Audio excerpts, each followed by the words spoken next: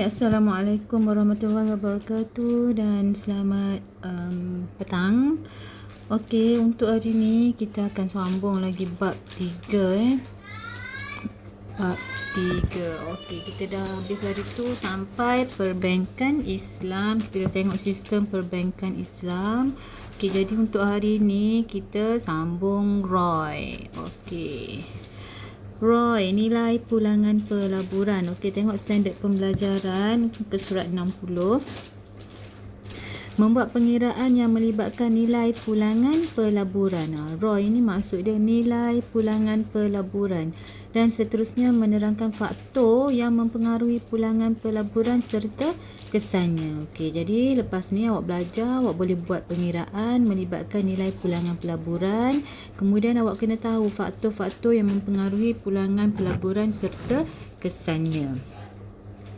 Okey, tengok nilai pulangan pelaburan merujuk kepada nilai pulangan asas setiap ringgit yang dilaburkan oleh pelabur. Okey, dalam erti kata lain, nilai pulangan pelaburan juga merupakan nisbah keuntungan atau kerugian yang diperoleh daripada suatu pelaburan. Okey, nilai pulangan pelaburan ni tak semestinya untung sahaja. Okey, berkemungkinan juga rugi. Okey, secara umumnya pelabur lebih gemar menilai pulangan pelaburan dalam bentuk peratus. Okey, nilai pulangan pelaburan kita akan kira dalam bentuk peratus. Okey, nilai pulangan pelaburan akan menggambarkan keuntungan atau kerugian. Keuntungan atau kerugian. Kalau nilai dia positif, untunglah. Kalau nilai kita kira negatif, rugilah. Okay, sesuatu pelaburan dianggap sebagai menguntungkan apabila nilai pelaburan semasa dan jumlah pulangan yang diterima adalah melebihi nilai pelaburan asal. Okey, pelaburan asal 1000. Awak dapat nilai pulangan 1500. Jadi awak untung. Okey. Dan sebaliknya. Okey, kita tengok formula untuk menghitung nilai pulangan pelaburan. Okey, ni formula dia. Nilai pulangan pelaburan ROI. Kalau sebut-sebut ROI inilah nilai pulangan pelaburan. Okey, jumlah pulangan bahagi dengan nilai pelaburan awal darab dengan 100%. Okey.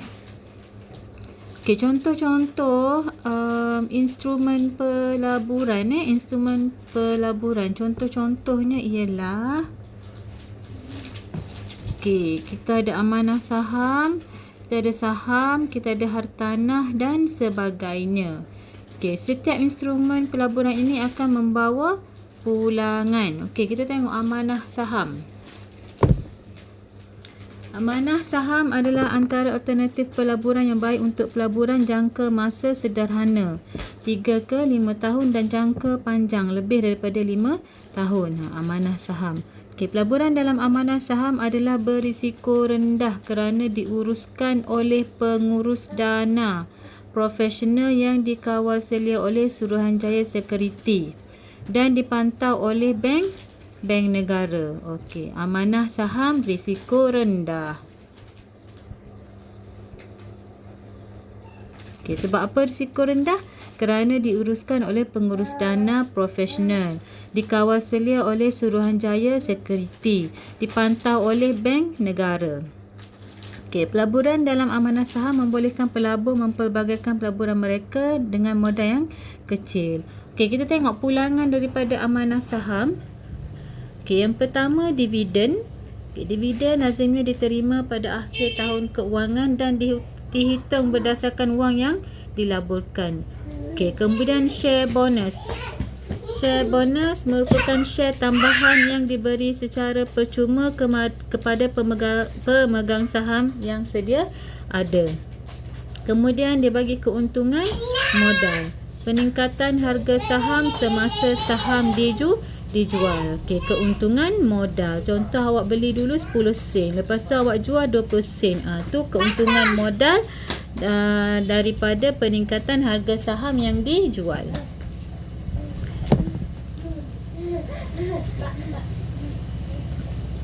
Okey, jom kita tengok contoh 10. Pada 1 Januari 2018, Puan Siti melabur dalam amanah saham Bumiputera ASB sebanyak 3,000 unit yang bernilai RM2 seunit. Okey, RM2 seunit, 3,000 ASB. Okey, bagi tahun keuangan berakhir pada 31 Disember 2018, amanah saham Bumiputera membayar dividen sebanyak 5%. Okey. Dia bayar dividen sebanyak 5%. Okey, jadi modal yang dikeluarkan, okey, modal awal dia 3,000 unit. Dia beli harga 1 unit RM2.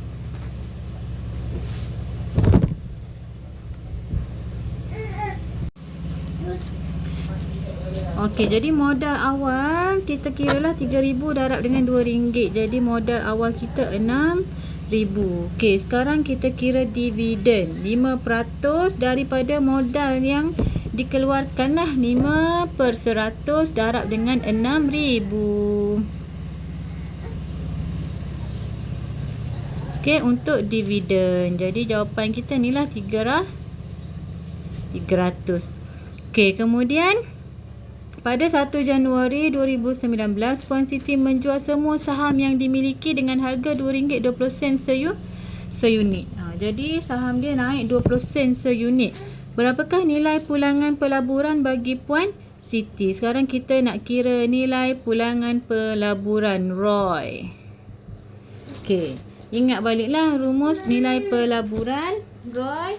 Jumlah pulangan bahagi dengan modal awal darab dengan 100%. Color lah. Okey. Jadi kita kena kira peningkatan harga saham 20 sen seunit. Keuntungan modal 20 sen seunit darab dengan 3,000 unit. Jadi dia untung 600. Jadi jumlah pulangan dia dividen tambah dengan dividen tadi 300, yang ni dividen tambah dengan 600 keuntungan modal jadi 900. Okey, jadi 9 ROI kita 900 bahagi dengan modal awal. Modal awal adalah 3,000 darab dengan 100 6,000. 6,000 ni modal awal tadi. 6,000 darab dengan 100%. Okey, dapatlah 15%. Okey, jadi nilai pulangan pelaburan ini menguntungkan Puan Siti kerana beliau memperoleh dua jenis pulangan, iaitu dividen pun dia dapat, keuntungan modal daripada peningkatan nilai saham RM2 kepada RM2.20. Okey, senang je kan? Kejap Azara, kejap. Okey, sekarang tengok apakah yang anda faham tentang pulangan atas pelaburan bagi hartanah. Okey, kalau hartanah, pelaburan atas hartanah merupakan salah satu pelaburan yang membawa pulangan dalam bentuk sewa dan keuntungan modal. Kalau hartanah ni kalau kita bagi sewa, lepas tu kalau dah tak nak bagi sewa kita boleh jual. Okey, tengok hartanah, tanah, rumah, lot komersial. Okey, pulangan dia kalau tanah kita boleh bagi sewa ataupun jual. Bila jual kita akan dapat keuntungan modal. Okey, rumah pun sama. Rumah kita boleh bagi sewa ataupun jual untuk dapatkan keuntungan modal. Sama juga dengan lot komersial.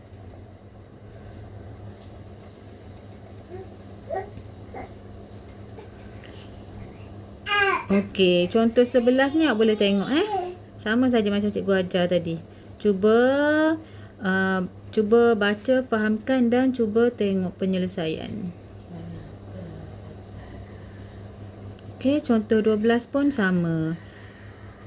Okey, sekarang kita tengok faktor-faktor yang mempengaruhi nilai pulangan pelaburan bagi hartanah.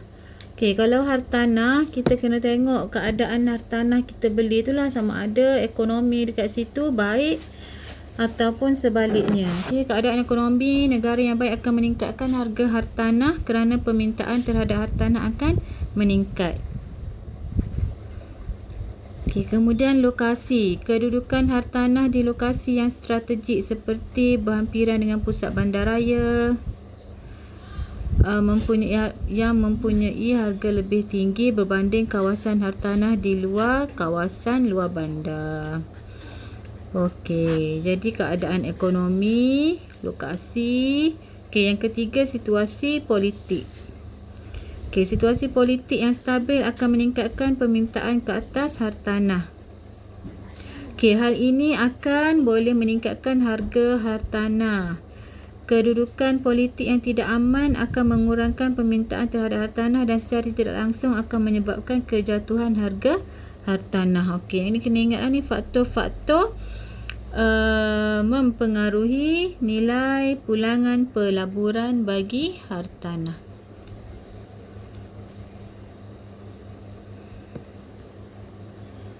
Okey. Okey, seterusnya kita boleh tengok kan faktor yang perlu diambil kira sebelum seseorang membuat pelaburan. Okey, 3 faktor yang perlu diambil kira. Kena tengok potensi risiko pelaburan. Okey, kita tengok risiko pelaburan. Nak beli apa-apa, nak buat apa-apa pelaburan, kena tengok risiko. Okey, kemungkinan sesuatu ketidakpastian yang mungkin dialami daripada pelabur yang dilakukan. Okey, tahap pulangan. Keuntungan yang dinikmati oleh pelabur daripada aktiviti pelaburan yang dilakukan. Aspek kecairan berkaitan seberapa segera boleh ditunaikan daripada sesuatu pelaburan atau simpanan terdekat. Okey, aspek kecairan ni kita nak tengok lah. Kalau kita nak guna duit, senang tak kita nak tukar pelaburan kita tu secara tunai? Kalau banding kita simpan dekat bank, duit kita simpan dekat bank dengan tanah yang kita nak jual, yang mana lebih mudah untuk dicairkan? Mestilah duit yang kita simpan dekat bank kan. Okey, jadi kita tengok sini jenis pelaburan, tahap risiko, tahap pulangan, tahap kecairan. Okey, boleh tengok dekat sini. Alright, semua dia dah tulis kat sini. Okey, boleh buat nota lah.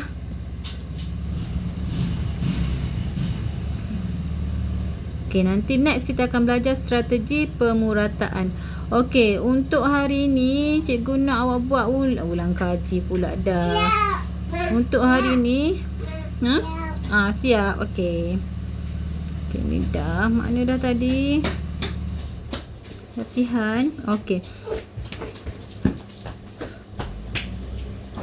Okey, untuk hari ni cikgu nak awak buat soalan uji minda 3.1C. 3.1C soalan nombor 1, nombor 2, nombor 3.